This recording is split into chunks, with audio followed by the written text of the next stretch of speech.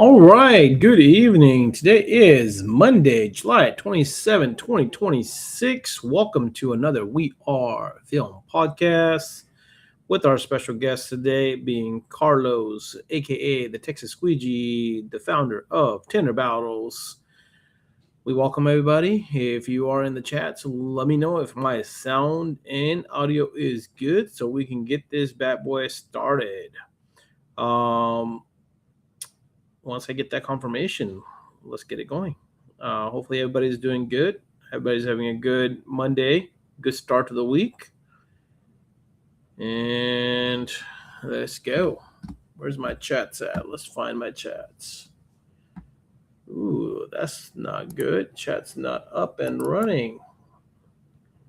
Let's go. Where's the chats at?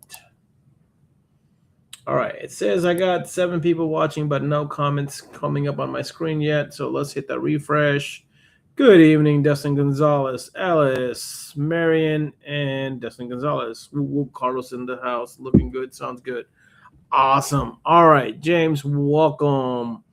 I'll be more interactive. Let's make that happen, James. Let's go. All right. Hi, Marco. I mean, Carlos. Right? I know I'm going to mess that up at least once tonight. So let's get this bad boy going. Let me get this up and running. All right. There we go. I can get my chats on. All right.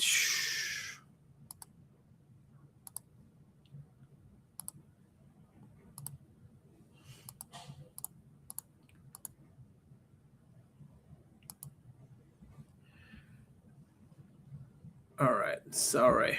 Technical difficulties. As any podcast would have it, you would have technical difficulties. And why it would not let me do this is crazy. Come on, man. I've got this lined up. I need my chats up and running. Somebody wish this damn thing to work for me. Oh my God.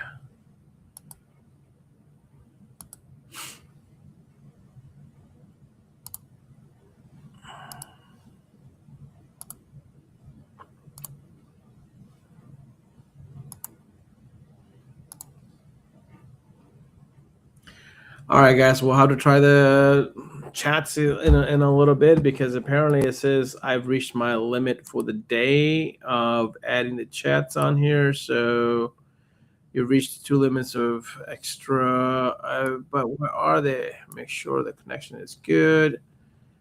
All right.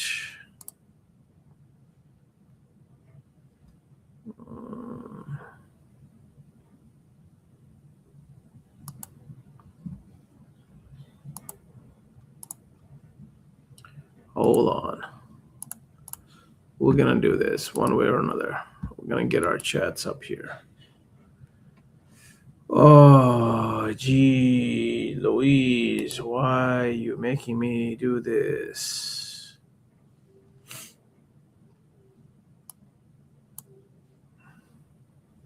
All right. All right, you know what? What the hell? I'm just going to bring the guest on. This is taking too long. We can't have Mrs. Texas Squeegee waiting any longer. Good evening. Hell yeah. Finally back live. It's been a while since Texas Squeegee's gone one-on-one here with somebody, but it's... Bro, welcome. I'm sorry. I don't know what's going on. My OBS chats is not connecting, and it's driving me crazy right now, bro. It's okay. We're just getting started. I'll promise to drive you even more crazy. This is dropping some news and bombshell announcements for the show. Man, it's been some time since I've been back on the live. I haven't done a podcast like this in a minute. I think since last time we did is when we launched Harry's company with Pro Layers, which stirred up the pot with a lot of the Hooper Optic people. And I was like, hey, man, I'm just a messenger. Don't shoot me, you know? That was a pretty good podcast, bro. I do gotta say your production on that was very well. The way you guys set it up was really cool. Definitely enjoyed watching that. Yeah, yeah, it was something that like I enjoyed doing it too. Yeah, I purposely didn't want to know too much about him and his new chapter in life until like I went into it and I just kind of let that curiosity drive the conversation. But God, dog, it stirred up the nest. But that's a funny thing, though, man. It's like if anybody is comfortable with swimming through some controversy, it's definitely the Texas Squeegee. So nothing new, just another day at another controversial day in the office. And yes, and I'm sure I can't wait to see what kind of controversies might be coming out of the Tinter Battles this year, because there's a lot of pretty exciting new things that we're bringing to the show. Every show is different, and there's a lot of different that's happening with this one in particular. Which, by the way, check out the merch. Tinter Battle 6 LA. That is sick, bro. I like that shirt. Yeah, we're gonna have a lot of them for the event.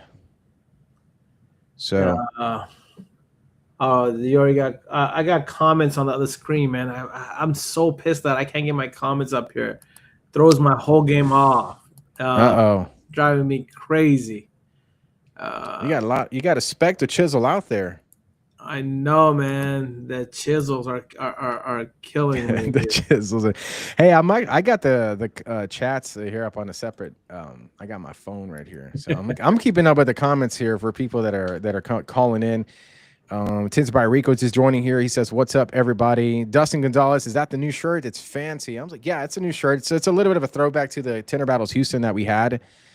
And we decided to bring kind of the LA version. And also GTA 6 is finally coming out. So, but not before Tinter Battles 6. We beat them.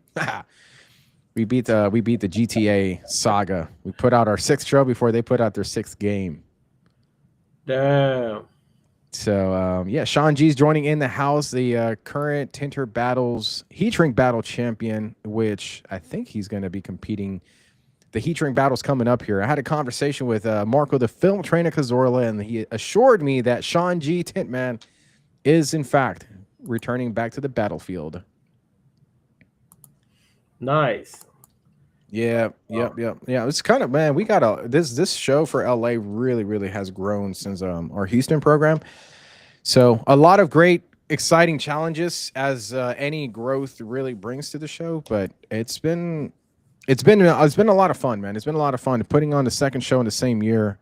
And then, the space being 4 times the size, attendance being more than double of what we had in Houston. So there's just like with any organization, when something grows, you just got to figure out the new set of puzzles of how to execute on it and put out an excellent product. And, it's kind of I've been feeling a lot of the calm before the storm. Normally I'd be a little bit more hyped up and amped up for the show, whether it's a little bit nervous or excitement, but right now I'm chill. Like, things are being handled. The team is doing great, but it's going to be jam-packed and nonstop action. We have so many competition rounds to get through. That's a part of it that I was like, I don't know how we're going to do it, but we're going to get through it because we're all a giant, big family, and we always pull through these things. And this is like it's an audience full of entrepreneurs that have overcome many impossible obstacles. So I have full faith in the team. Man, I'm trying to get this thing up and running. Give me a second here, Carlos. I'm sorry. So for the people that don't know you, let's start with that. Let's introduce yourself properly, man. We dove right into it. I think everybody knows who we are and who you are and all that stuff. So let's get it started with that.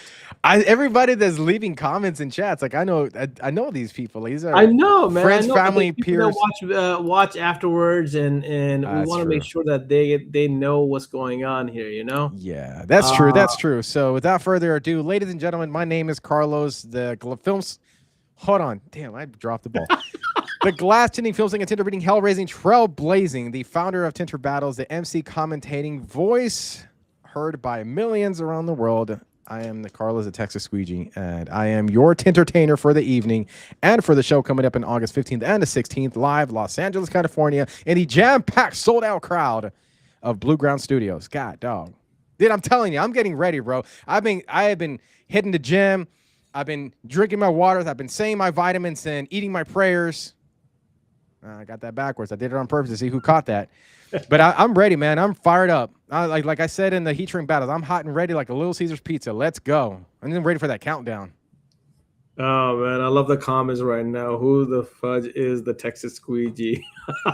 This guy Chris Garcia. Man. Hey, bro, I'm about to really. I want to see what these guys do, man. Like I'm meeting them at Tinter Battles in January was really interesting, and I really want to see what they've improved. Now worldwide tint. That towel looks sick, man. Like honestly. I'm supposed to have a co-host today, a different co-host, and I think he came on our second, and I was trying to fix my stuff, and he disappeared. But let's see.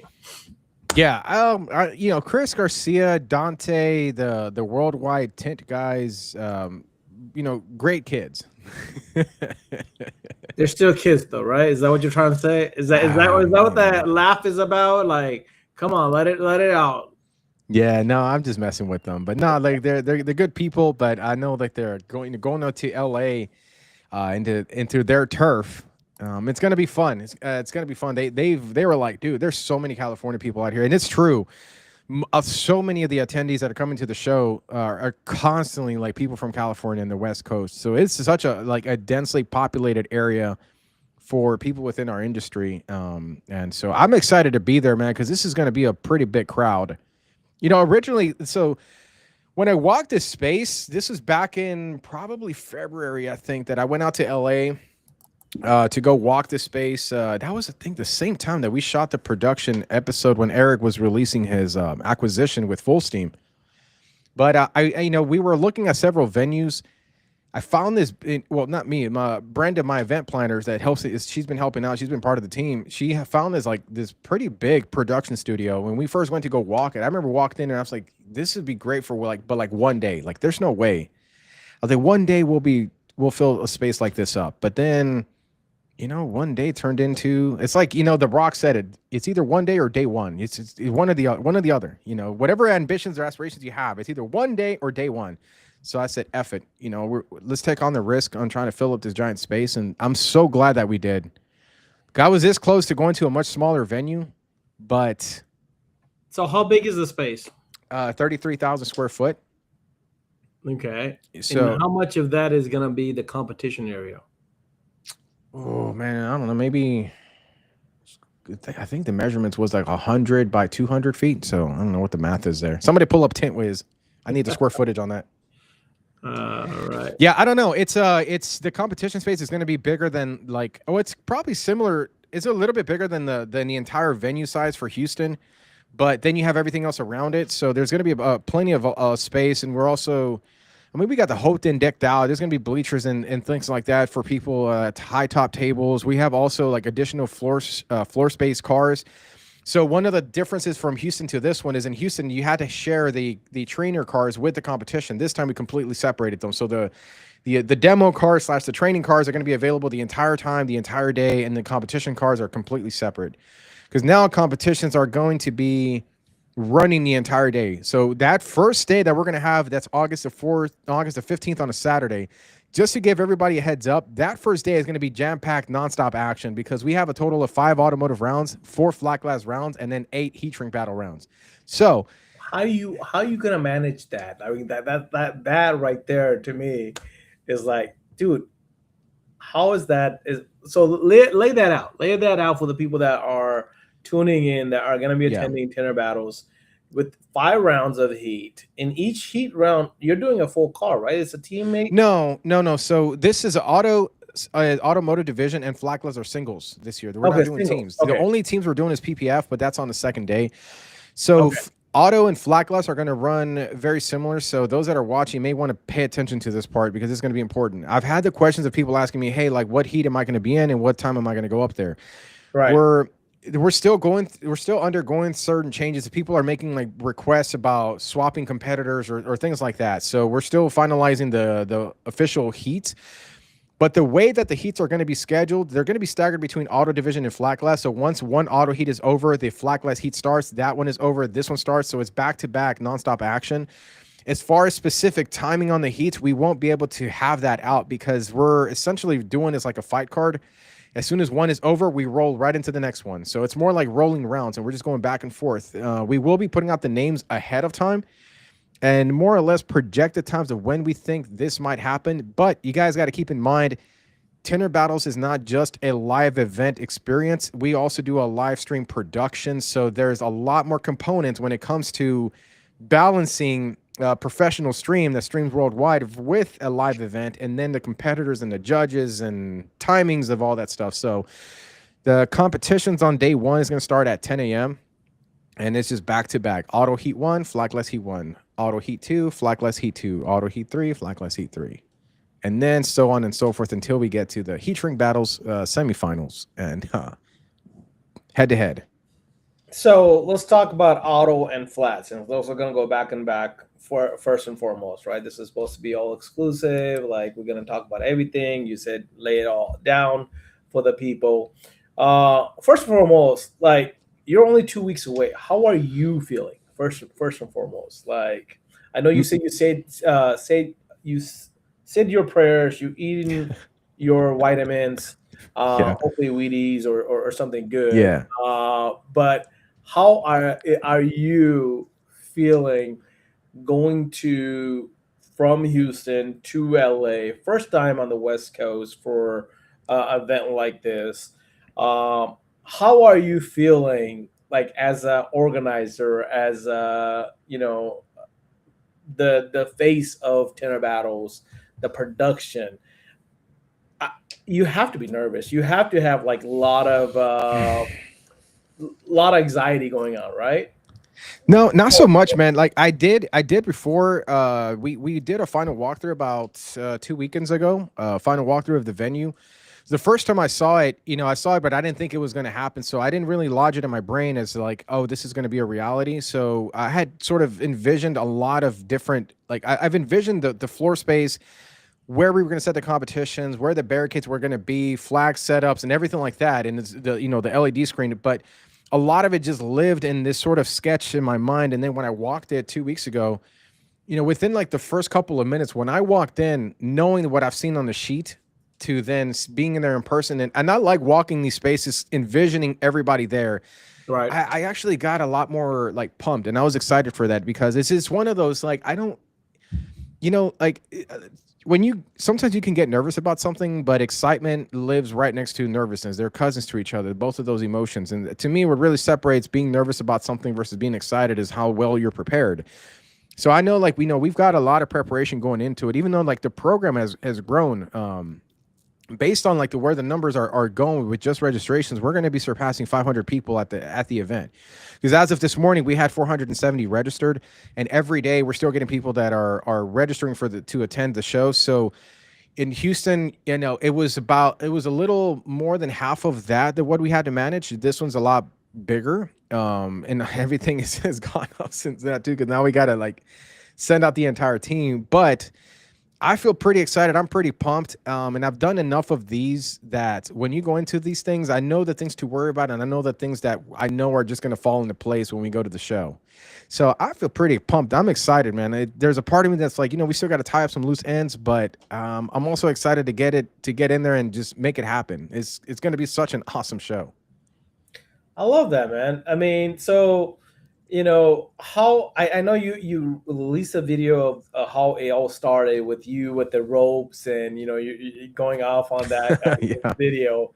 I know there's some controversial comments on that as well too, but there's no controversy. If anybody wants to talk about it, we'll open up that can right now. I'm telling you, I swim in controversy, no problem.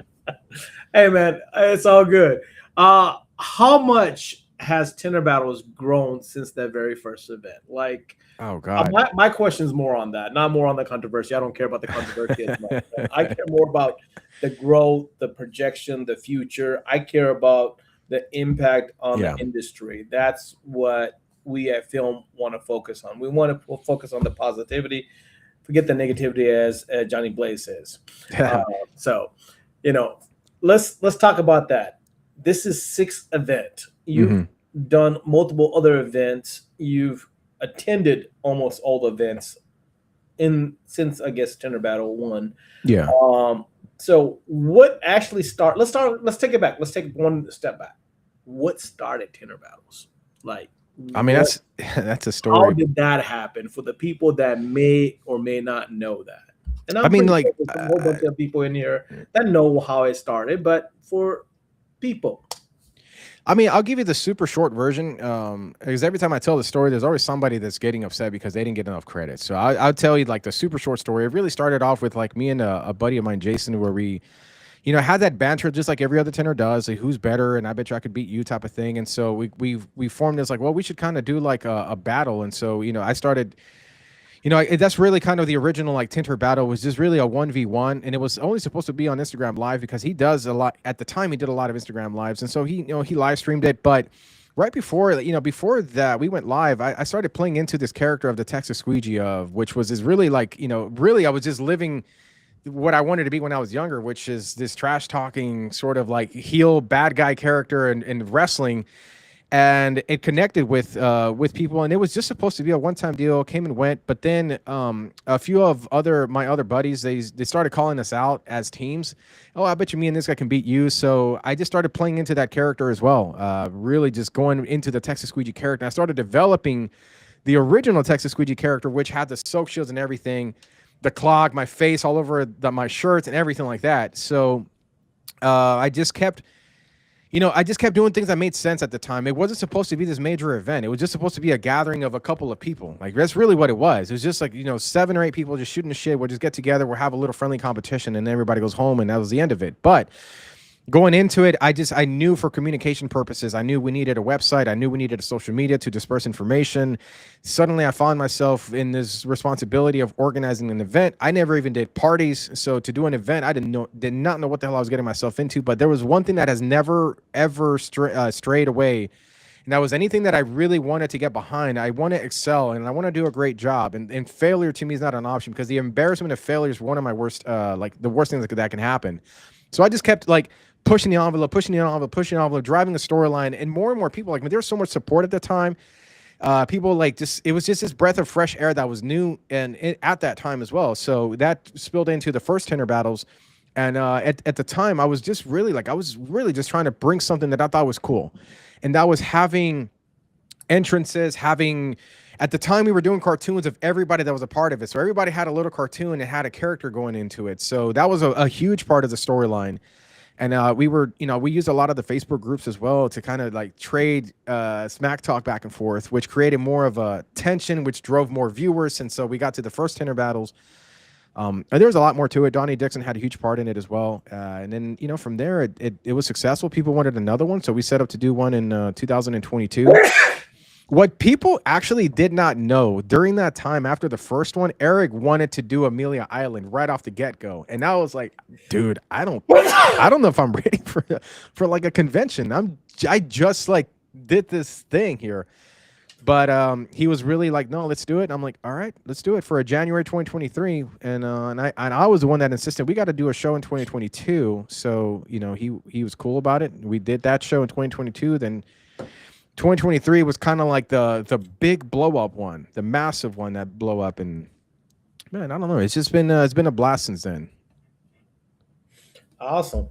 I'm missing the chats. I'm laughing because I'm seeing on the other screen these chats are going and they're talking about a whole bunch of. I guess I missed it. Let's I go. don't know what's going on Chainsaw. because right now everybody's talking about cinder blocks, using butter knives. Well, you guys. So Sean G is asking, what about the purple tint? And that's something with the heat shrink battles. So something that was different this year. I want to shed some light on this. So Eric Tintwiz, he was became a partner for the heat shrink battles, which to me. It was great because it allowed freedoms for that division that normally we would have to have some commitments for. So Eric being a part of it, Eric's one of those guys that he goes, full trust, do what you think is best. I'm like, perfect. He's one of those people that stays out of the way. So I'm like, great. So then the idea really was seeded about having some type of like chameleon style film, for the official film for the heat shrink battles, because I think I felt like we tested the market using United Films and Film Fest, and one video outperformed everything that they did combined. So I feel like, okay, well, the market is there to have something that's different for the heat shrink battles that we never had before. So then the idea was like, okay, well, we should do chameleon film, and now we're just testing out different products. So we're not necessarily going to go with that purple tint that people have been seeing online. There's other materials that are still coming through that we're going to try out. So that's there is nothing confirmed on that yet. No, nothing confirmed yet. But that was just a teaser just to kind of get clicks. I wouldn't say for clicks. It was just more of testing the market, and we were just doing content. And it's just the nature of us doing content, it gets views. And so I'm like, great, fuck it, we'll do that. So I got Rico, man. What manufacturer? LOL. Mike Watson. Emiliano was amazing. Even with the cease and desist letters. Ain't that right, Marion? I gotta know what. I don't know anything about that. What happened there? I'd like to know. Use my Zippo in the Tinter Battles. Oh man, so let's go back to what you were talking about. Heat shrink. I'm sorry. Singles and flat glass. What does a single consist of? So there's no automotive team competition in this Tinter Battles. No, we wanted to do, since it was the second one of the same year, I wanted to do something different. We've never done really singles competition. Okay. And there was a lot of people in the Houston show that they wanted to compete, but they didn't have a partner. So we wanted to, now that we had the space. Faux show. Anyway, now that we had the space, I've said, let's go into the singles division and let's approach it that way. But something that we're doing different, and this is another part I need people to pay attention to. Something that we're doing different with the singles division. There's two ways that you need to advance into the finals. So you only get one shot to get into the finals, but there's two ways that you need to advance. In the automotive, you have to install a driver door window or the passenger front door window. However, whoever you get paired with on that same vehicle, that's who you're competing against. So you got to lay out a better window. Your window has to be better ranked to eliminate that person. Those who rank the better window are then going to get scored. And at the end of all of the 5 rounds, the top 8 from those that eliminated their opponents are the ones who are going to move on to the finals. Flat glass is going to work the exact same way. So if you are in a heat competing, you're essentially going to pick one of the glass structures that you want to compete on. Now, you can go into it with your opponent pre-selected, or you can just random luck, just see who you end up with. But essentially, you have to put out a better window than that person to eliminate them, and then your windows get scored, and at the end, the top 8 scores advance into the finals. So it's a bit of a hybrid between a ranking system with a scoring system. So it's a knockout between whoever you're on the same vehicle with. Yeah. Okay. So how many cars do you have in each round? A total of 8. There's going to be 16 competitors on each heat of automotive, and 16 competitors in each heat of flat glass. 5. So you got 40 people going into the next round? No, meaning what do you mean? Well, if you got 5, if you got 8 cars, you got 2 people per car, 16. It's a knockout. Out of those, you're going to have 8 come out of first heat, right? Yeah, those are the ones that are getting scored, and then those scores are getting recorded. And then from every heat is going to have 8 scores coming out of those heats. At the end, we compile all the scores and then take the top 8. And those are the ones that advance. Oh, okay. So it's a knockout round to get your score counted, and then you're taking those scores and you're just picking the top 8 to take it to the final. Yep, that's correct. So it's a 2-section in one round. Yeah, it's like a two-phase advancement system into one round. So you mind fuck with the people by beating the other person, but then you also got to remember you really have to have a good tint job to actually land into the second round. Yep. Essentially, you just got to go in there and lay your absolute best install and hope that the person next to you didn't put out a better one than yours. And so okay, I like that. That's a good twist, man. That's a good twist. That's kind of like Sean G. What he did at Film Fest is like. Anyways, picking your partners, are you gonna have a list, or are you just gonna line up people and then just gonna go and either compete with whoever's on the other side, or are they gonna be assigned each? No, it's at each stand. No, we're going to. It's kind of funny, man. Sometimes the best moments are the ones you don't write for. So, if you're assigned to a heat, there's no guarantee who you're going to get. Now, some people, which, like Kayla and Allie, they're going to want to compete on the same vehicle because they're going head to head. They want to battle each other out to settle the score, who really drug the team back in January. So I'm like, great.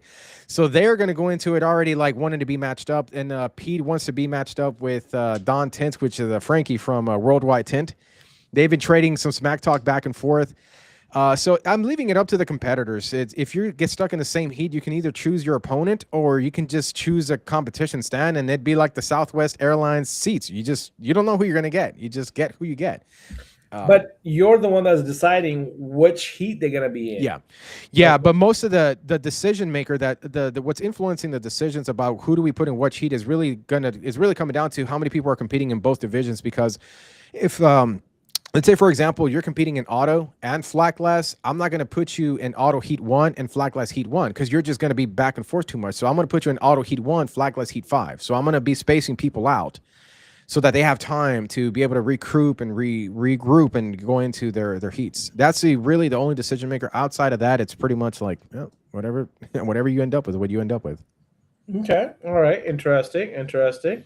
So let's repeat that real quick for those people that are tuning in, because I know there's a lot of people tuning in to knowing the rules. And so it's on the auto side, it's a single window, driver or passenger. Front door. Front window. Mm-hmm.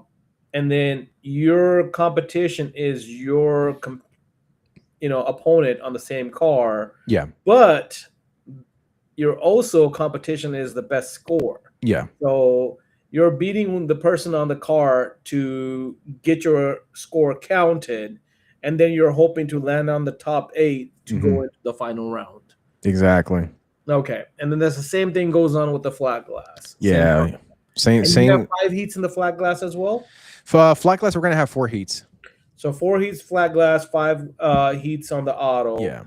And then you're doing tinter battle, heat shrink on the same day. Semifinals. That's going to go on at the that's the last division we're going to be featuring. So semifinal, is it like what it was in January, where you're just taking the top 16 and putting them head on the final day, or is it going to run all day, or is it going to be a certain time that that counts? So for the heat shrink battles, it's the same concept we had in January. So those who went there are familiar with it. We're having qualifiers stations. Reno is going to be monitoring one of them. I'm spacing on a second one. I forgot who that person, that company was, but there's essentially going to be qualifiers that are going to be. So all you have to do for the qualifier is just step up, shrink your half of the windshield. If you do it successfully, they record your time. By the deadline time, we get all the names, and the top 16 fastest shrinkers are the ones who are going to move on to a head-to-head bracket style for the semifinals at the end of day 1. And then day 2, those that advance, day 2 they're going to go towards the finals. And day 2 is going to be run a little different than what we did for day 1. So the day 1 is all prelims and semifinals, and then day 2 is all finals. So day 2 in the morning, we're going to run the PPF teams division, which in its own, man, there's so much that's going to happen with this show. It's hard to explain it without sounding like I'm rambling. But with the PPF division, we're running multiple PPF films. So it's not just going to be a clear film that we're installing. These guys are going to be required to do clear film, gloss black, and matte black, along with windshield protection film. So it's going to combine all of those elements into one competition, which to me, I think from a commentary standpoint and from an educational perspective to the end consumer that watches the content, like it to me, like, the people, we don't just have people that watch it that are in our industry. We have end consumers that watch it too. So for us to be able to educate the end consumer that PPF has evolved more than just being clear film, that now there's color change PPF. That was something that we wanted to highlight, as well as having windshield protection film that's an exterior applied product that protects the windshields. That's a PPF division. That's happening on the first day. And then we're going to roll into the, there's going to be a period, like sort of like a break time. El Magic actually composed and wrote completely a new original Tinter Battle song that he's going to be performing during that time period. And then we kick back up with the automotive finals, which is going to include 8 finalists on the Teslas. They're going to have an hour and 20 minutes to do all 4 doors, quarters, and a full rear glass. Then that's going to be over. Then we go to the flat glass battles. Flat glass battles is going to require the use of silver film, bronze film, and stainless steel. Again, is having multiple colors embedded into the competition more for the end consumer that watch the content, that they don't automatically think that commercial or residential tint is all silver. Like, we wanted to really expand the educational aspect of it to say, no, there's multiple products. You can get a neutral film, you can get like a bronze / rose gold, or a silver, which is more of the metallic films.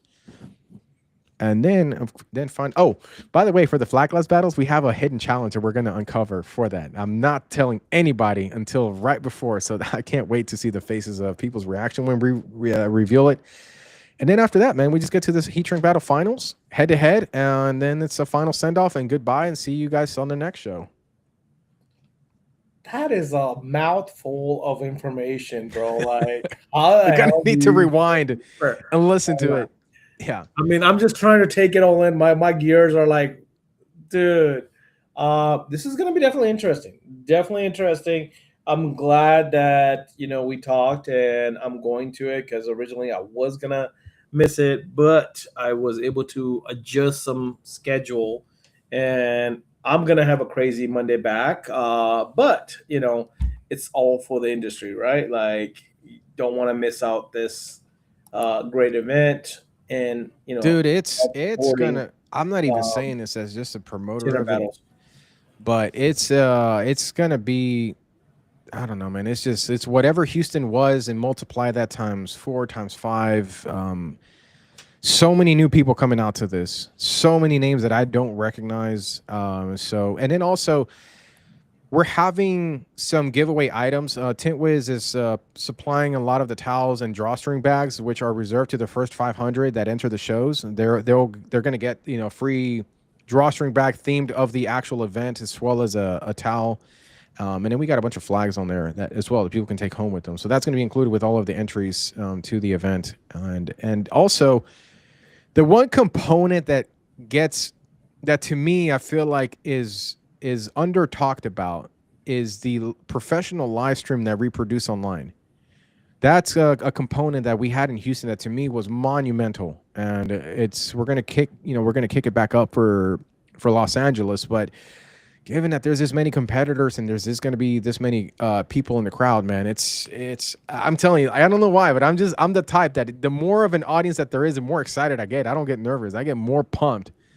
Like, give me 2,000, give me 10,000 people. Like, I can't wait. So let's talk about that. Let's talk about your live event, because I know that's a big highlight that you want to introduce. That you're doing different than any other competition out there. How is that live event? Is it going to be a continuous live event? Where is it hosted? How do people tune in onto that? Like, walk us through some of that. Yeah, man, it's gonna be on our Facebook and our Facebook page and YouTube channel. So you just search Tinter Battles, and it's gonna be the Tinter Battles Live, which is an initiative that we did, and something I've been really, I tried doing in 2024, but it didn't work out the way I wanted to. And then in January of 2026, we finally hit it. Like, it was better than I expected, but now I know the certain areas that I want to refine. So essentially, we're bringing the Tinter Battles product in competition to people's living rooms around the world. And it's a multiple camera crew with a switcher as part of the AV production. So I mean, it's our version of what ESPN or a UFC would produce if they were doing what we do in this industry. So it's something that I really, really feel proud about, because of the comments that I got from people that were not able to attend but were watching from home, and it meant a lot. Also, within that 24-hour period, the amount of like reshares that we were getting on Instagram, especially like of people taking a picture of them working in their garages or them in their living rooms with some of their friends and family, like watching their person competing across, it just felt like, oh man, this is like a little microcosm of a FIFA or the Olympics, but it's in our industry, and it's something that didn't exist before. And we're looking forward to making it better this time around. But yeah, I really would love for more people to know about it, that it does exist. You can tune in on YouTube or Facebook whenever the show gets here, and we're going to be going live. Love it. Love it. So, but is it going to be continuous? Is it going to be in sections? Are you going to do it per section? each? No, we're gonna. So the live stream itself, One or singles 1, 2, 3, or is it going to be continuously watched continuous, throughout the whole day? continuous, just like a UFC production, just like WWE production. It's like it doesn't stop at every match. You have your rounds, and then it's going to spill into some commentary. We're going to be having features as well. So audience features, anybody that's got like some kind of reaction to it. Like we really, really want to capture the industry as best as we can. I commonly say internally to my own production team is like, we want to be the true reflection of our industry, which is why I have no problem swimming in controversies. The belt centers, I have zero regrets about the belt centers. The belt centers, people actually use it. So if people use it, if it exists in our industry, we want to feature it. We want to broadcast it. I get that not everybody's going to agree with it, but that's our industry. Not everybody agrees with how to approach certain things. People argue about bottom loading. Others argue about two-stage, and people argue with torches. Others argue with heat guns. My job is not to settle which one is better. All we do is we broadcast it, we capture it, and let people have that conversation. I'm not. There's a common quote. The belt center is welcome back at Tinter Battles. Yeah, but only in the finals, not in the prelims. In the prelims, there's no such thing as, you don't need to shave, you don't need to file, you don't need a belt center or nothing like that. And by the way, this year, since we have a lot more space, the cars are going to be more spread out. So, there shouldn't be too many complaints about contamination going up there. But hey, at the end of the day, it's if it happens in our industry, I want to capture it. And I understand not everybody's going to like it, but it brought what I saw in Houston was there was a very, very like impactful conversation that happened about the nature or the use of belt sanders. And it seemed like it was split down the middle, with some people saying it damages the windows, others saying that it didn't. I'm not here to take a side. If it exists in our industry, I want to capture it and I want to broadcast it. No, I'll let the people have that conversation. And so, who are the judges for your competition? Who you have on the auto side, who you have on the flat glass, and who you have on the PPF? So auto side, we have Roberta Rodriguez. So she is the trainer director of California Tint Academy. Awesome, incredible force in the female demographics of this industry. And then we have traveling tinter Brent Dahlberg of GeoShield, who did an incredible job in Houston when he stepped in for Roberta when she wasn't able to make it. And then, of course, we're bringing back the Welch of knowledge, Jeff Welch of Tint Hozilla, coming back to judge it. Flat glass side of it, we have, let me try to remember, man, off the top of my head. There's so many things that are floating. Melody Champagne. So she's a female entrepreneur. She was a judge in the flat glass for Houston. Lindsay Parks, who is she's now the director of Vision Architectural Films for Expel. And and then Sal Hurtado, who has been a legend, multiple-time WSCT champion, has been judging for WSCT as well. So he's now also joining the big leagues at Tinter Battles for the judging divisions there. And then on the PPF side, we have Scott from Solar Guard. And we have Jorgito, who is I believe he's from Venezuela. He's a trainer from Venezuela. So we're having a Tinter National. And then the final judge we have yet to release. So stay tuned. Okay, interesting. Love it, man. That's awesome. That's a good lineup right there of judges. Yeah. I told him, dude, I'm just like, yo, for day one, you guys better be strapped up on energy drinks because y'all are going to be back to back. Dude, that's the only thing I'm looking at all this. And people are like, can you repeat it back? I'm like, dude, you're going to have to watch this again in slow motion and like go back and replay certain parts, because I know you said it, but even like you said it, I think you were still like, did I get it right? Did I have everything down? No, dude, I played it. You have packed into 2 days. Yeah, no, there's man, even doing Film Fest with multiple competitions and letting people compete in four competitions, it was like a lot, but we at least had 3 days. You guys got everything in 2 days, and I'm looking forward to it. I wanna be there and to see the production. I wanted to be there to help out, obviously, of course, as we talked. But I want to be there for the impact. I mean, dude, the entertainment of all of this. I think you're stepping into greatness here, bro, and I congratulate you on that. I think you've been doing remarkable stuff. A lot of things that a lot of people didn't think was possible, and a lot of people didn't think it was good or whatever. All this stuff, like you say, you don't care about the controversy aspect of it. But I've seen the changes, and the only thing, and I'm gonna throw it out here right now on the live is that on the next Tinter battles, I would like to see what the first second one was, where you had featured people, like who's coming in, like some kind of online promoting of the competitors and stuff. But now you got so many competitors. So Yeah. how many competitors do you have registered so far? Total? There's 80 in the automotive singles, 64 in the flat glass singles. There is about 70 in the heat shrink battles, and then for the PPF battles, there's a total of 8 teams. And dude, here's the crazy part: we probably could have done a 4-day show because the amount of people we had to like turn down for the automotive, like, dude, as a business guy, I hate capping growth. It just, to me, it's like we work like, and this is just in general in any business. You work so hard to generate the demand to grow. So when you have to cap it, like it goes against like my DNA, man. I'm a Mexican warrior, and I'm like, I just want to keep going. So we had to cap our growth, unfortunately, just because when I really started to review the schedule and we're looking at the times and what's realistic for turnarounds in terms of the heats, I was like, man, 5 rounds in automotive is already pushing it. We probably could have filled another 2 to 3 rounds of 16 competitors. I'm sorry, 2 to 3 heats of 16 competitors each heat. But I was like, you know what? At least now we know we can definitely fill. We definitely have the demand to really expand that program a lot more. But I'm like, for this one, let's just let this one be this one, and then we'll figure out how to grow it after this program. Okay, all right. Just want to remind you, Messi can, not Messi can't. Yeah, of course, man. Of course. We have a quote in Spanish too. It's called "Si se puede." It means yes, we can. But yeah, dude, it's been a blast. There's a couple of vendors I can't wait to see what they got going on, because Important Sauce, he's Richard Glenn Jackson. He's been great. I've actually really been enjoying working with him and some of the creative that we've been trading back and forth. Solar Guard, and also Spotless Water Systems, which I had kind of been holding this little secret with these guys.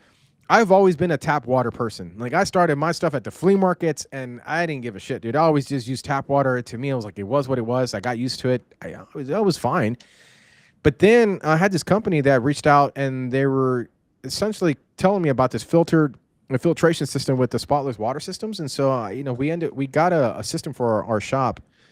And then when I started working with that film, I was like, holy crap, this is like a lot cleaner water. Like, I didn't think that there was an issue with my water before, but this water is a lot cleaner. And then I started getting used to it. And by the way, when I went to Film Fest for the PPF division, to me, the water, my slip in my water was really my secret sauces with that stuff, because I went into it not really taking that division serious. I had my slip set up for flat glass, and I thought we were using DA films. So I had very thin slip. And when I went to PPF, it turned out it was a perfect mix. And so my tacking solution was just straight water, like no alcohol, no additives, just straight filtered water. And it worked great. Like, it was great. So those guys are going to be part of that show, and they have a pretty cool setup. Solar Guard's going to have a pretty good setup there as well. Tinters for a Cause is going to be a part of it, along with Expel. There's a few other, I'm trying to think. There's a few other vendors. Avery Dennison. Avery Dennison is involved. So I came across this thing called Dry Apply PPF. And I reached out to them. What the hell is a Dry Apply PPF? And they're like, oh, it's like a new PPF we're working with. It's kind of like vinyl. So I was like, wait, so the vinyl it's starting like it's sort of like the PPF started to look more like vinyl because they came out with color change PPF, but now vinyl is doing Dry Apply PPF, so it's more like vinyl. I'm like, what the hell's going on? So they apparently are hosting dry PPF classes, and I said, could you guys have that at Tinter Battles? And they were like, yeah. So they're going to be at Tinter Battles to demo Dry Apply PPF, which I didn't know was a thing. So I was like, I really want to feature it. This is something that's different. I want to bring it to the show, and I want you guys to demo it. So they're going to be there. Cool, man. Looking forward to all this. This is going to be exciting. This is definitely something to attend and watch out. And you having over 500 people, I think that's going to be excellent. Also, getting to do it on the West Coast, introducing a lot of new people to the industry. I think these events, as a lot of people, and Fernando Saints is one of the boogeyman in here that's Started competing only 3-4 years ago, and now Yeah, he's just like, man, he's a monster. dude. Comes into every competition Mm. and just kills it. Even at that, what was the Hexus or I forget the one he just did up here in Yeah, Orlando. Um, yeah. It was the Hexus competition. yeah, man. I mean, he killed that dude. Like, and just to watch him in person, and know him as well, like how serious he takes it and how many, he goes inside and out. It's amazing, and I'm looking forward to who the next crazy competitor is gonna be, because I mean, obviously, you got some legends in there, like Ricky Miller and others, but seeing new competitors come up and then get a taste for the competition and add that to their lineup of like, hey, this is what I've accomplished. I think it's amazing that we're able to help with that growth, right? Tinter Yeah, battles, film fest, WFCT, all this stuff. It's beautiful that you're not just stuck with one program. Now you have different programs with a different niche that features different stuff. So like Tinter battle really tests that water with like, okay, hey, we're gonna think it more entertaining side, more twisted side, or like you said, the controversial side. Let's go ahead and hit it on the head. I love that, bro. I want to give you, kudos for that, and keep going with that. Much respect and much growth on that. So, looking forward to that. So, yeah. Appreciate it. for people, what do you want them to be prepared for, other than that it's going to be a crazy event? Are we going to have energy drinks at this one? I mean, since we are going to have You know, packed out schedule and event. I mean, dude, I had 3 energy drinks each day at the last one. So, like, yeah. are we gonna have like energy drinks at this one? No, as of right now, no. I reached out to Monster, so we'll see if we land a deal with them and to come out and put out some energy, because they actually came out with zero sugar of the green can of energy. We had somebody that works with the Monster Energy company stop by the shop to get their car tinted, and so they dropped off a bunch of cases. Now, actually, I'm quite a fan of that. I'll be honest with you about something. I wasn't a huge fan of the Raptor energy drinks. They had way too much sugar, and I told them too. Like I'm honest with these people. I'm like, look, you guys want to come in here and give them away, no problem. But I'm not a fan of them myself, and especially with that much sugar. So, but Monster came out with some sugar-free stuff that's been pretty cool. I'm hoping to have them there. I know of one thing for sure. It's like we definitely have to increase our capacity with the tacos, because we only had originally a lot less planned, and then in the last month and a half, the registrations just really blew up. So I would just say, if you're gonna get there early and get some tacos, and then we're gonna be having other stuff too. I want to make sure everybody's well fed throughout the show. We're having there's a churros guy that we're having as part of the show. I don't know if you know what churros are, but there's like this. It's like a Mexican style dessert. You know what churros are? Yeah, of course, dude. So in LA, there's a guy who sells them out of his Volkswagen Beetle. It's like decked out for LA. So when we found him, we were like, "Oh, this is perfect. We're gonna have him at the show." Is he gonna have different flavors on there, like different? I don't know. I think he does. I think he does like the churros, but when he adds stuff to it, like maybe I caramel. got water going in my mouth right now. Just listen to it.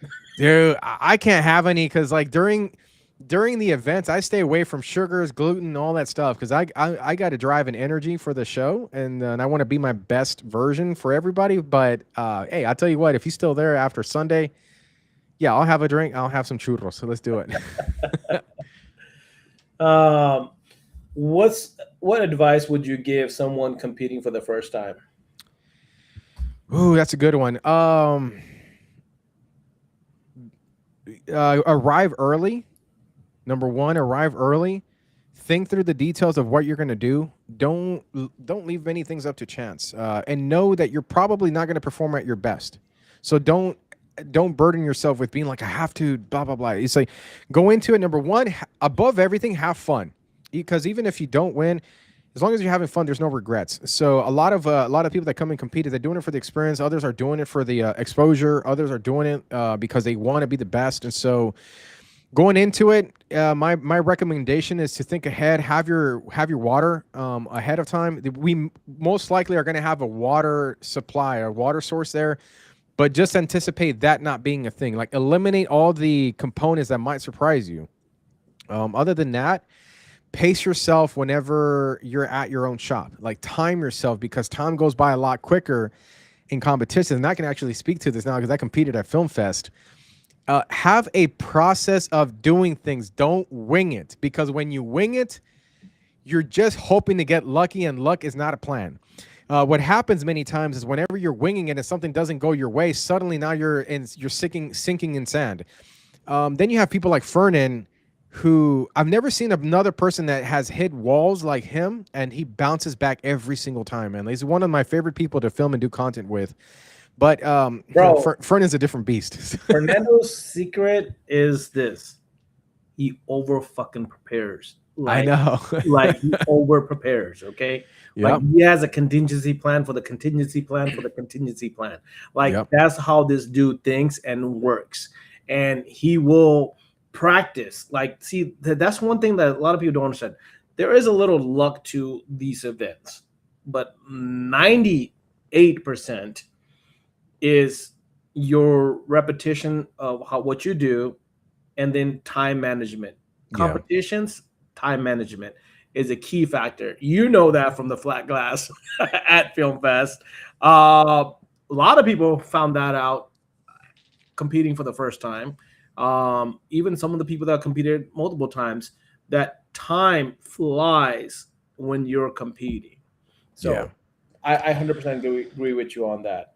Yeah. Beside the competition, what else attendees can expect? There's going to be a lot of networking and interactions. So there's um, like the trainings on the show floor cars are going to be available throughout the entire day, and there's going to be multiple vendors that are going to be doing like live product demos slash trainings on the PPF side of things, on the tinting side of things, and then and I mentioned the dry apply paint protection film, which I'm looking forward to it as well. There's I don't know how much I could say, but there's going to be a carnival aspect of it because there's one particular vendor, and if he wants to say who he is on the comment sections, he can say it, but I don't want to out him for him. But he's going to be having engagement stuff for like not only for adults, but also things that kids can be a part of and have fun, as well as spotless water systems, which is a filtration system that's going to be part of the show. He's going to be a part of this program as well, and he's going to be having some things that also for engagement and things for kids as well. I do want to say those that are bringing anybody 18 and under, they enter completely free to the show. So bring family members, bring all of them to the show. It's going to be an incredible experience. Other thing I would suggest to general attendees is either have your phone fully charged or bring a backup battery, because we're going to give you so much opportunity for moments for you to capture your own content and things to record. I mean, we put on an experience for people, and these are the kinds of moments you don't want to forget. So it's very common that people end up running out of batteries on their phones. So just make sure your stuff is fully charged, and then enjoy the show, man. Like more than anything, for me at least, I don't know about for others, but Tinter Battles programs, every single one of them are very uniquely different, and so they happen to kind of go by in a flash. And then we're just sort of left with what I started calling it a while back, the Tinter Battles withdrawal syndromes. We're definitely understand that. Yeah, so I would say enjoy the time. There's plenty of parking there too. So if you're driving into the venue, there's going to be plenty of parking to drive. Hilton Hotel, we partnered with them. They're about like 10 minutes, about a 10-minute drive from the venue. But the reason why we partnered with Hilton as opposed to some of the other ones that might have been a little bit closer, for one, the cleanliness of it was one of the top things that I really wanted. It has a bar within the hotel, and two, it is very, very close to an area in Glendale that is an awesome nightlife experience type of area. I mean, it's got a mall right there, but there's tons of bars, and it has a huge Armenian presence. So there's a lot of like very unique restaurants and snack shops and coffee stuff and stuff like that. I mean, it's within like 3-4 minutes of the hotel. So that's the place that we're recommending everybody to stay at. And I kind of hope to see people there on the last day in the bar area, because that's usually the time I let loose a little bit. The show's over and I'm like, great, I can finally hang out with everybody as like, hey, I'm not the performer, the entertainer. I'm a tinter. So Well, they have a Starbucks there too. So a lot of people need their Starbucks. Yeah. Actually, within walking distance of the hotel, I think there is a Starbucks, but there's actually other coffee shops. I'm not a huge fan of Starbucks. I'd rather go to a local coffee shop. So, Yeah, I mean, if Starbucks you to got me like is Starbucks coffee and like these Yemen coffees and stuff, bro. Like if you're talking about Glendale, there's probably like a whole bunch of crazy good type of different things that you can try out. yeah. I do want to address the comments that Dustin and Mike Watson put out here. Let's do it. Give kudos to his coach Tanny. She Oh, will yeah. get him into shape. His secret is Tanny will kick his ass. So, Dude, I want to say something about that. So when I went to the Hexes competition, I mean it was a pretty small like gathering. I'd probably say it was maybe like 20 people or so at a time, 25 or so. So it was pretty small. It was more of an intimate gathering. It really wasn't meant for like a public kind of attendance type of thing. But I really enjoyed it because I got to see the team behind the couple of Fernan and Tani. And it's so crazy because like I come from like I understand sports and especially like boxing growing up and seeing like Mike Tyson and Don King, and then you see like in wrestling the managers and the wrestlers, and same thing with the UFC, the fight camps and then their teams. It was so funny to see that Donnie studies Fernan from a distance. Fernan's out there competing, but it's almost like he is her athlete and she is the coach. And the things that she looks for, she sees how he moves, what he's looking for, his tool setup. Like she's looking for the tiniest detail to refine and make Fernan better. And I was like, son of a bee. I'm like, that's the secret sauce. That's why Fernan Fernan is an incredible talent all in his own. But then you have a coach like her that is looking at all these little details and how he moves and like, hey, next time I'm going to go buy this and then we're going to go buy this tool and then we're going to alter it. Some of the stuff that Fernan was using was not a tool that you can buy off of a tool website. It was something that was designed for something else and then they alter it for what he was using it for. And I was fascinated because I'm a fan of the sport of competitions of tinting. And when I see Fernan doing the PPF over there, I was like, damn, man, like they take this to a different level. Oh, 100%, 100%. I think she can also sense and know what he's going through. Like, at the Texas, as we were sitting there watching, the nervousness that she has, like the nervousness she has at every competition. I've seen her at WFCT, I've seen her at Texas, I've seen her at all these events. She's more nervous than he is because he is like everything is going in her head 10 times faster and like, hey, what he needs to do. And she's like also trying to brainwave, do this, do that, like trying to tell him what to do when she can't speak. Yeah. So definitely a great couple, a dynamic duel in the competitions. Definitely Fernando is a beast, but Tanny is definitely the secret sauce. 100%. I think Tanny and Fernando. He has eyes on the back of his head, Tanny. I actually want to ask Fernan a question here that he's in the live because I don't think I know his partner. He signed up for the PPF battles. He just reserved that spot. He didn't really know who his partner is, and I think he told me that it might be Tani. So, Fernan, I don't know if that's still the plan, but or if you want to surprise me at the event and tell me who your partner is, I don't care either way. I'm just a fan and I'm watching and I'm enjoying the entertainment of his career. To me, he's like the Mike Tyson when Mike Tyson was 18 years old. Like he is an up and comer. He hasn't had a ton of years competing, but dude, let's talk about his record this year. Goes to Tinter Battles, wins first in automotive, then goes to Film Fest, and he plays first in which ones? Dude, he took first place in auto singles. That dude took home like $18,000. Okay, like that's all I know is like how many checks I wrote out to him. I wrote out multiple checks to this dude. Okay, so all I know is like he took home $18,000. And then he was at the Hexes, and I saw him competing at Hexes. And dude, like the round that he put out for PPF, it wasn't the smoothest round, but the guy like. So when they were announcing the winners, I think the second and third, they were pretty close in their score, but then there was a gap between the second to first. And then they announced Fernan's name. And I just kind of just threw my hands up like, what the hell, dude? Like, damn, Fernan, can you leave some trophies for the rest of us? Fuck. Dude, you seen his trophy wall? Like, I know. This dude is a beast, man. Like, I love Fernando and what he's been able to accomplish and showcase and do, bro. But the dude is a beast. There's no on there. I So told Autos Lingos, Fernando was number one. yeah. And then Team Formula was second place in the auto teams. Okay. And then he was flat glass, he was number one. So he took both of those. But yeah, man, I mean the dude is genuine a beast when it comes down to competitions. Yeah.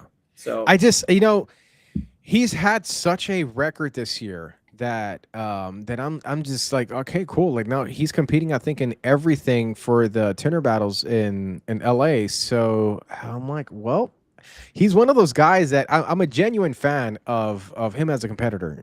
So I play impartial whenever I'm on the mic, but I make no secret about it. He's one of my favorite competitors to witness, because I feel like we are all watching this this competitive force that I don't think anybody's ever really truly seen. And like everywhere that Fernan competes, he does well, even though he doesn't have a lot of, like his wife was telling me, they don't do flat glass and they barely do PPF. And so I'm like, so how the F is he placing so high with all these things? And I'm like, was it just Fernan? It's just how good this guy is. I'm like, how is this guy who's doing I mean, like I got third in PPF, right, for Film Fest, and I don't lay PPF, so I either got lucky or I something's the stars aligned for me somewhere. But for Fernan to you were not nervous about that one. No, but for Fernan to do this consistently, that is not luck, man. That is proof. Like, it's proof. This guy's a goat. Yeah, 100%. I mean, he's a boogeyman for a reason. And one other thing I forgot, he won the gauntlet. The gauntlet was competing in all 4 competitions and outdoing everybody else. So he not only that, but he also got the gauntlet as well.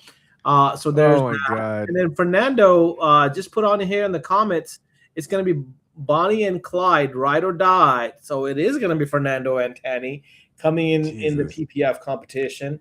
So 100%. Yeah. It's going to be crazy. You got now, Marco. You mentioned networking for as some of the things to expect and do. Mm-hmm. Why is networking one of the biggest value of events like this? I think about networking at all events, but to you, good God, the whole thing really was Tinter Battles for me. Like the whole thing started. Like my effort was to try to get into this industry and build a name for myself, and so I can connect with other professionals and help me with my own like personal business challenges. And then from those efforts, like Tinter Battles was born. So it changed my life. But there's one person, and I know there's so many of them out there, but the one person that stands out more than anybody is Alicia Yancey, who came to her first show in Wiscastle, 2024, Tinter Battles. She was working with a different supplier. She went to that event and was meeting people for the first time, connected with Johnson, Will Davidson of Johnson Window Films. Both of them got started forming that relationship of a supplier to a dealer. She started blowing up on social media. Most of her stuff then turned into flat glass, because remember, Johnson at the time was a flat glass battle sponsor. So Alicia went to that show, met with him. He became her supplier. She blew up on social media. She's been getting a lot of help, not only from Johnson, but also like guidance from other people that she met at the show. Her business now is 90+% flat glass and less than 10% automotive. Kayla Ramirez is another perfect example of someone who came into that show for the first time, and like the people that she met, it's not what you know, it's who you know. The proper coaches or the proper guidance will change your life and it'll change your business. And sometimes when you're going through something, it's not going through it by yourself, man. It's to be able to know who you can call to get the perspective that you may need. That's why these shows are important. Are we still live? We are. Okay. I wasn't expecting to pop up that quick, but okay. I'll hide that, and it's just a second. Yeah, and dude, with these things, this is why, like, I actually want to speak on something on behalf of not just Tinter Battles, but I also want to speak on behalf of Film Fest as well, because I've been part of a conversation, and I've also heard whispers through some of the grapevines of suppliers when they go to some of these shows, it's not like sometimes the wrong thinking. And I will say this as a vendor, as a sponsor of the Film Fest event. So it's not like I'm just saying it as a theoretical perspective. I'm like, no, I was a sponsor of Film Fest, and I saw tremendous value of being a sponsor of Film Fest. But many times when you go to the show, it's not just about like trying to get new dealers or trying to like, switch somebody. So much important is also maintaining and supporting your current ones as well. And Alicia, I don't know who she was using before Tinter Battles, but she went there and she didn't have the support of her current supplier, so she got snatched up by somebody else. And like that's why it's important to be a part of these programs. And I'm not saying I'm not saying is because I want people to support Tinter Battles. I want people to support all of them. But I've also seen people that have spoken about other events like a film fest and had certain opinions of it that I completely disagree, because it's not just what the event does for you, it's also what you do in that event that has a lot to do with the impact of what they consider an ROI, a return on investment. You can't plant a seed today, water it, come back tomorrow and say because there's no fruit, that seed is bad. That's not how these things work. And I really wanted to express that because more and more like people need to drill that in their head. Like being part of these things is also supporting your own dealer network on top of other things that you may want to magnify or amplify, whether it's a product, a message, a campaign, whatever it is, man. Being a part of these things is so important, regardless of which one you're a part of. Like supporting your current dealer base or your current dealers who are out there representing your own companies and suppliers. That is to me so important that I wish more people understood that aspect of it. So anyway, squeegee that. No, I love it. I mean, dude, like I talk about it, and it doesn't matter what event, because for me, I love supporting every event. I love going to each event because I think there's always growth, there's always learning opportunity. That's why I also wanted to kind of get your feedback on what you think networking is worth and stuff. And to me, um, I've been going to SEMA since '98. Okay, dude, like 98 to now, like it's gonna be freaking 30 years in 2 years. Okay, like 28 years. I've only missed five SEMAs, and two of those was because of COVID. It's there's a value as a business owner. There's a value there as an installer. Yeah. I'm a business owner. I'm an entrepreneur, but I'm also an installer. Doesn't matter what I do. I like to learn and be good at it. Not the best, but I want to be good at it. So that way I can understand what my guys are going through, right? I can understand what the customer is going through. I can understand how to resolve some of those issues. And at the end of it all, if an employee says you can't do it without me, I want to be kick your ass out of here. Bye bye. I can handle that. Don't worry. So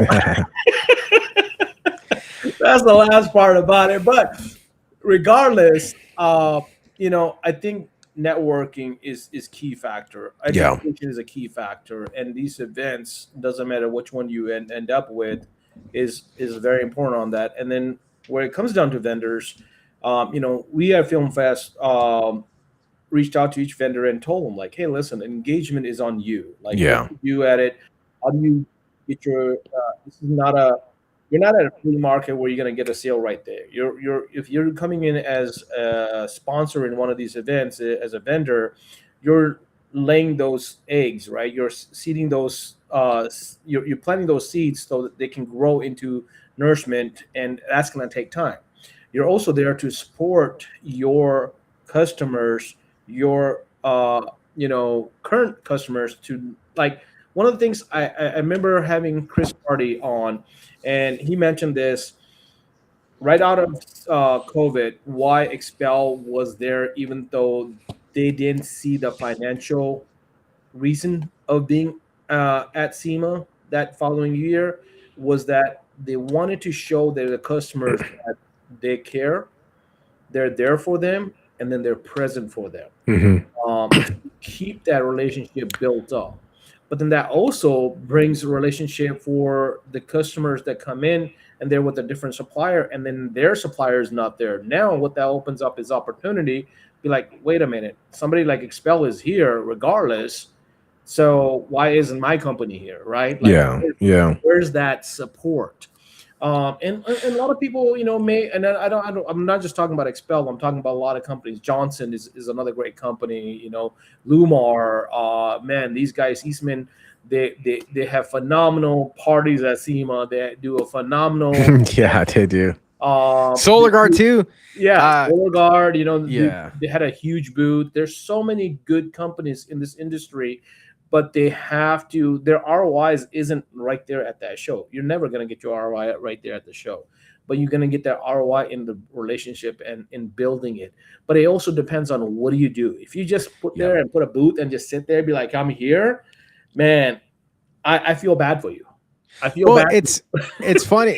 I was discussing this with somebody, and it's sometimes, man, because I'm a person that I love studying. I love engaging a crowd, but I'm a student of people's strategies and their techniques, and it's something and even in their participations at events, it's sometimes I've equated it to, it's like if you go out to a lake in a boat with no net and no fishing rod, and you come back empty-handed and say, there was no fish out there. Bullshit. You didn't know how to fish. That's what happened. It doesn't mean that the fish wasn't out there. It doesn't mean that the valley wasn't out there. But if you're just showing up and setting up and doing nothing, it's like, well, you're gonna get nothing out of it. This is what you do going into it is what you get coming out of it. Also, if you have a game plan or a strategy going into it, one of the things, if for those that are watching here that are potential vendors or whatever it is, this one of the things I really have to put this out there is have a game plan going into it. Because if you don't have a game plan going into it, then you're going to have nothing coming out of it. What do you expect going into it? I know, as a vendor going into Film Fest, I had a game plan going into it. I wanted to be a part of the show. I wanted to support it, but I also had a strategy, and I came out of it. And to me, I had tremendous value coming out of Film Fest. And I want to be, I want to be a potential, I want to be a vendor for it next year, and I want to support the program in some way. But so much of it has to do with what you do there, and also. It's going to programs like these. It's also staying relevant in conversations because you're showing up to these things and at least you're having brand presence. It's whenever people when they start dialing back and they don't become a part of these things that you're no longer part of those conversations. And the other thing too, man, if you want to be talked about, give people something to talk about.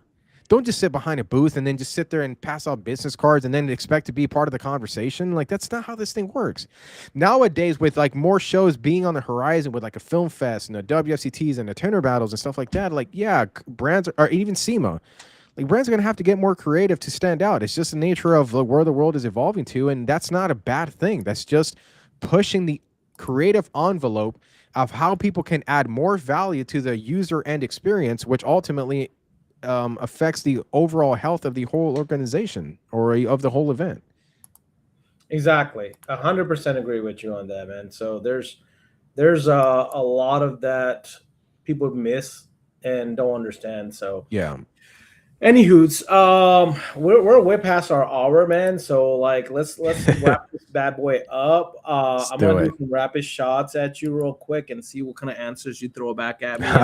But nice. I appreciate you coming on. Always love, like I said, having we've done a whole bunch of these, dude. And it's always interesting. We always have something to talk about, and it's always wanting to leave for more, right?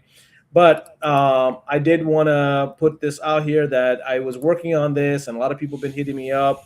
I just got a draft of it. So here is the shirt that's going to be available for Tinter Battles, for Film Fest, and for the people that we actually have a little bit over 100 names on it. I asked for 99, but I end up, I think, with 108 or 110 on there, front and back. So just since you are the guest here tonight, I'm going to give away 2 shirts to people that can answer a couple of the questions about what Carlos talked about.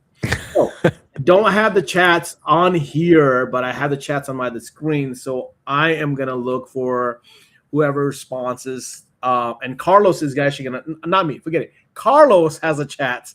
Carlos is going to say who answered it right. So Carlos is going to ask 2 questions.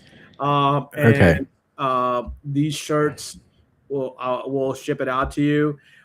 If you want to order them yourself, these shirts are made by Tinter brand, and Haas Evans is the one that helped me put this together. He's going to have a link for you guys to buy it directly if you wanted to purchase one for yourself.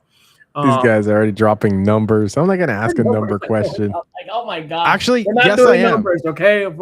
First of all, we're not doing numbers. I do have a numbers question that I'm going to put out. But anyways, I wanted to put that out here. This actually just came in as we were talking. You saw me using my phone. That's why we. Damn it, Marion. I was going to ask, and she. So. Oh my God. No, I can't ask that. I was going to ask how many heats in auto, and she She already gave the answer before I even asked. Like, damn, I got to think of something else. You gotta have people like have some patience, man. Like I seriously, know. guys. So there's the back of it. There's the sides of it, kind of like, so the names are kind of like how the way we designed this was to kind of have it like how you have a high school senior shirt where people sign your name on and stuff. Oh yeah. So since a lot of people had put in their so Carlos, I don't know if you can find your name on there, so but you're gonna have to just kind of have fun with it and find it.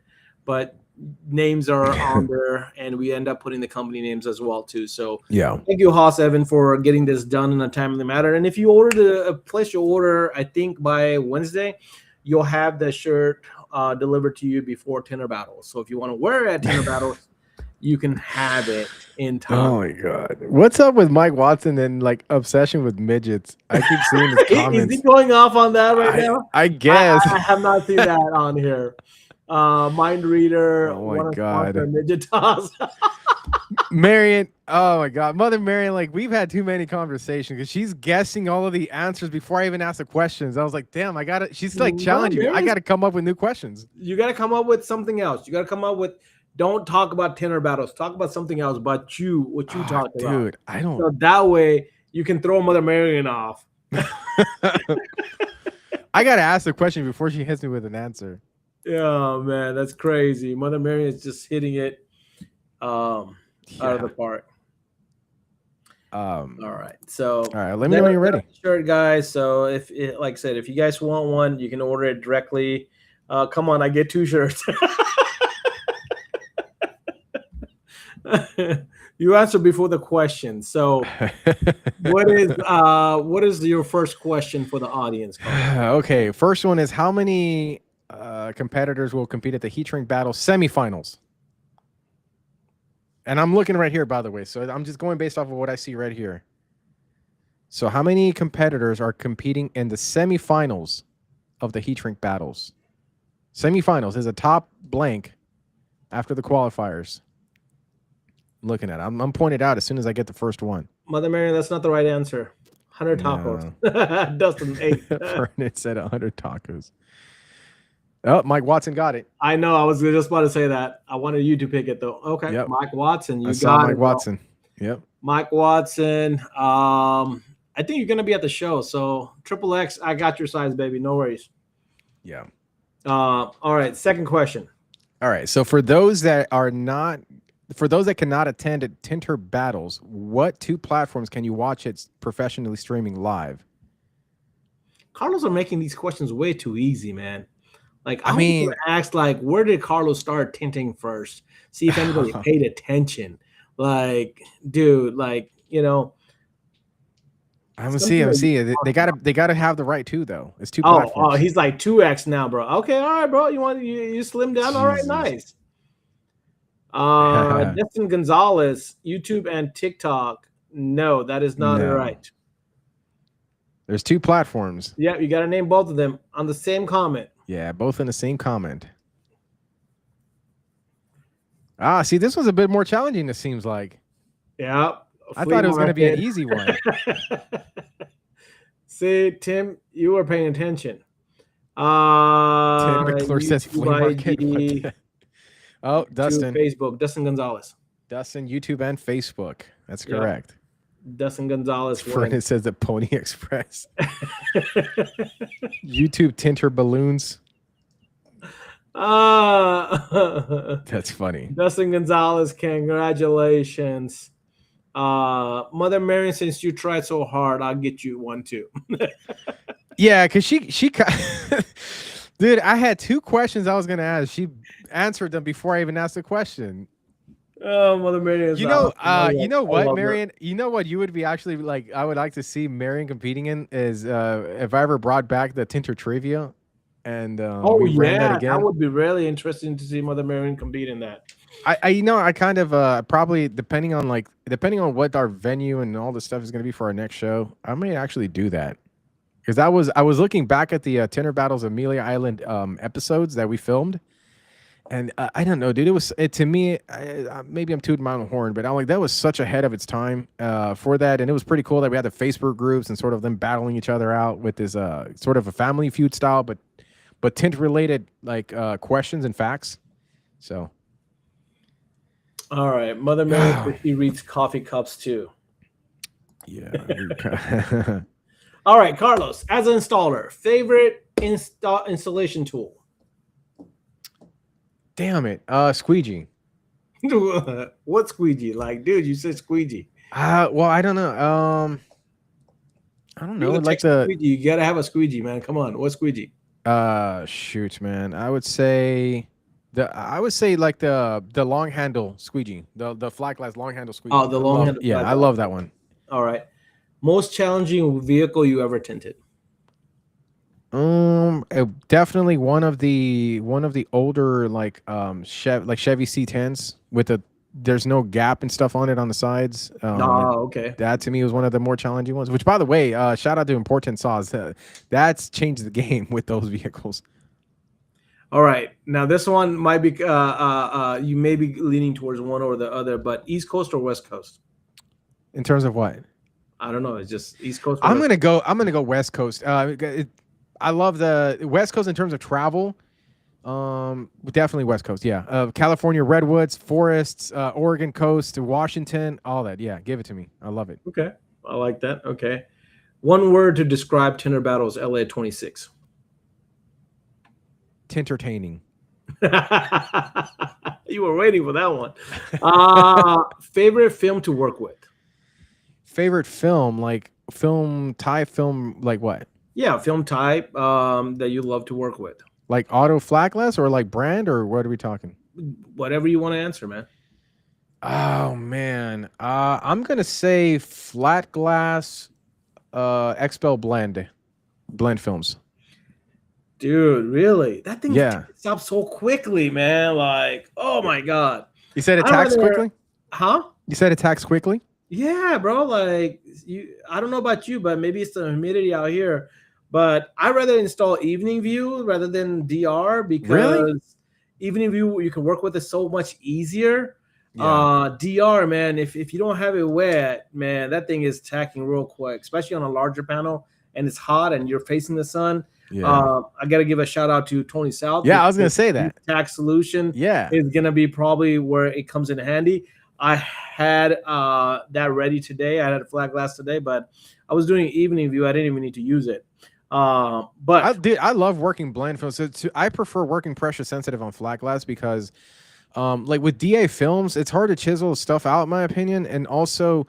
Like you can, to me, I utilize the adhesive, the instant tack of a pressure sensitive film sometimes to get you through certain things. And then the other thing with blend films, man, it's such an incredible looking film. I have it on my personal house, and I've got single pane windows, but the amount of heat that it blocks out, and the way that it looks on the exterior, it's not a bright reflective film. It's more of I call it more of a dark, like a toned down, sort of an elegant reflective tone. And on top of that, man, it's a pressure sensitive film. It drops roll pretty good. I do wish sometimes like that. I don't know if you ever tried reverse rolling, but sometimes depending on it doesn't like to sort of roll itself very smooth. Never line the damn thing up. I hate that about the DR. Yeah. That's the one thing I hate about DR is more than anything, even more than tacking, is like you cannot roll it. You can't adjust that roll. Like you have to have the roll perfect for that one. Where evening, I hate that because I had this happen. It'll funnel on you real quick because it's so much slippery. Totally opposite to window films. But what shade do you have at your house? You say you have DR at the home. Yeah, I've got I've in the back of my home. It's a ton of windows, and we get the sunset coming from back there. So I put blend 27. So it's not that dark, man. It still allows a lot of natural sunlight.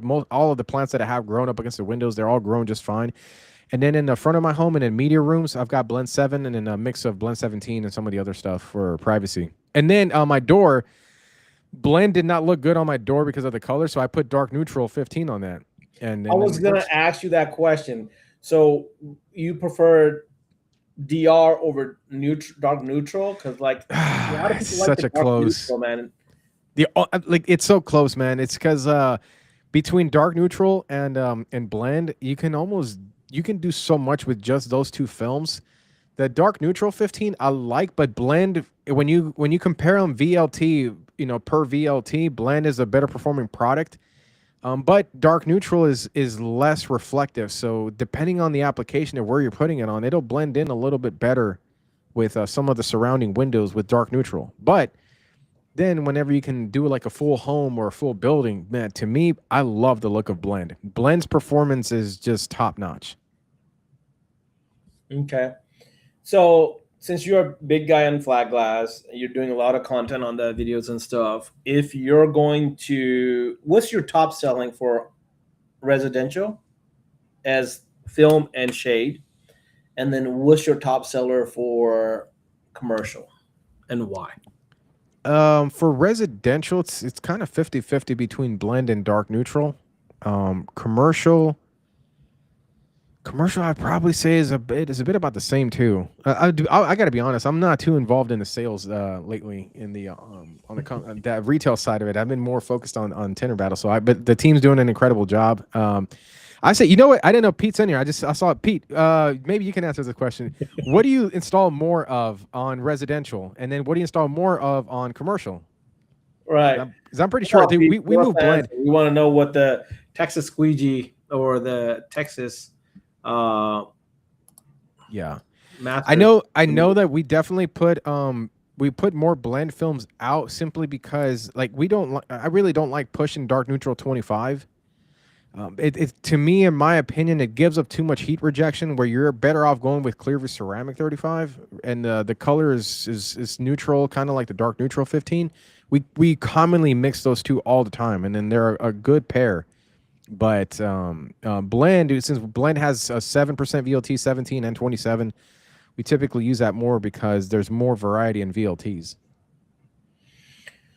I love DR17 as my best film because it gives you enough privacy, but it still gives you some light to come in. So like to me, whenever a customer asks my opinion, I tell them DR17. Now, if you got a double section window, I always recommend DR7 up top and DR17 on the bottom. So if you got a media room, so that way you get least amount of glare. That's what I did. So that's the way I kind of roll. Now, if you're on more on the sensitive side, light side, then we can go into the 27 and the 40 and the 37s. But that's my preference right there. But I wanted to kind of feel off of you what you were kind of saying on that. So, favorite food after a long day event? Oh, not counting calories. Steak and ramen. Oh God, dude. You know which ramen too? Yeah. So the ramen, the Maruchan soups with the creamy chicken soup with the rare ribeye. Okay. Oh, dude. Oh, you know what's actually can you have a film fest back in Chattanooga, please? Because I really want to go back to that steakhouse at the Main Street Meats. That was the best steak I ever had, dude. Oh my God. Nice. I would go to Chattanooga just for that one steakhouse because we were there for WFR. Oh, it was so good. Love it, bro. Look at that. You want to go there just for the steakhouse. That's the experience. That's the event. That's like the traveler of you, bro. For real, dude. All right. So when the lights go out on Tinter Battles LA this year, what do you hope every attendee says on their way home? Wow, that was awesome. Yeah. Okay. Yeah. Registration. Where people can register and what registration is still open? They can register on tintertainment.com. If you go to any of the social media sites, you'll find it on the description of the bio. You can click on that. And then I tried making everything on that homepage like really just straightforward and simple. So you'll find ticket links right at the very top. You find it in the menu, scroll down. You'll find it like 5 other times too. So 2-day pass are available. There's no real capacity limit this year because we got a big venue, but automotive is fully sold out. Flat glass, there's still a few slots open. Heat shrink battles is pretty much open. And one thing I want to say about the heat shrink battles is you don't have to get a heat shrink battle ticket. Like we paired the heat shrink battles with a 2-day pass because as long as you're in the show, anybody can qualify. Other than that, that's the way to get involved. If you want to find the lodging in the hotel that we have been partnered with, you can go to the website on tintertainment.com. Scroll down, you'll see a lady sleeping with a mask on click on that. That's the button that'll take you to the link directly. Just make sure that you check your confirm your check-in and checkout dates. Yeah, man, definitely we want to make sure that that is accurate. So, um, I'm gonna be checking out on Sunday because I got to take a Sunday night flight. So, Yeah. red eye, got to be here first thing in the Monday morning, man. Got to put two kids in college. Oh wow, that's a big move. Dude, it's crazy. So my Monday, my Tuesday is gonna be hectic. And you got to rest. Back from it. So, um, But you're the all handler. You can handle it all. right. We'll see, man. We'll see.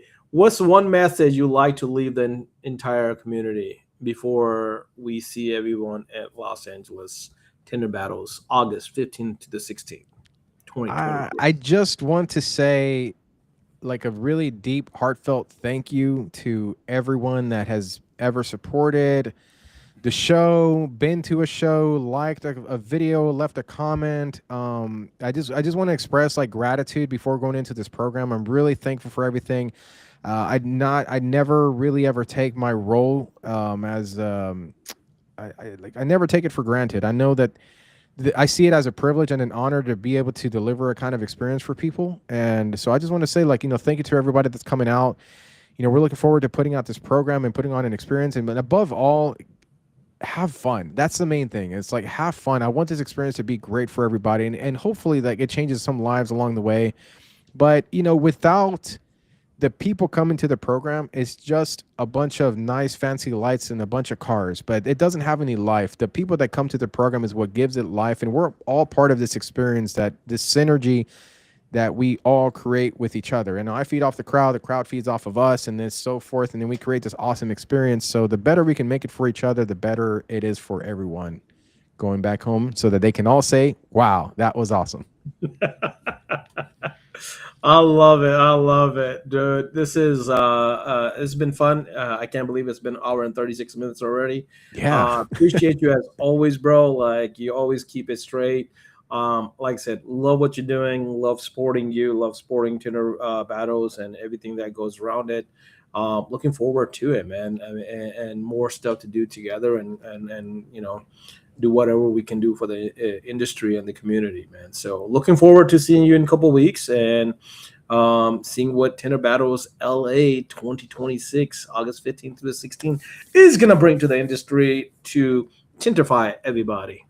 Yeah, and thanks for having me on here, man. This is you brought it up last minute, and I was like, I'm so down. Let's do it. It's been a Dude, while. I was like, dude, why didn't I think about this? I mean, we've been talking back and forth a little bit, and I'm like, dude, it's only 2 weeks away. We haven't promoted it, or we haven't talked about it. We haven't answered these questions. There's been videos.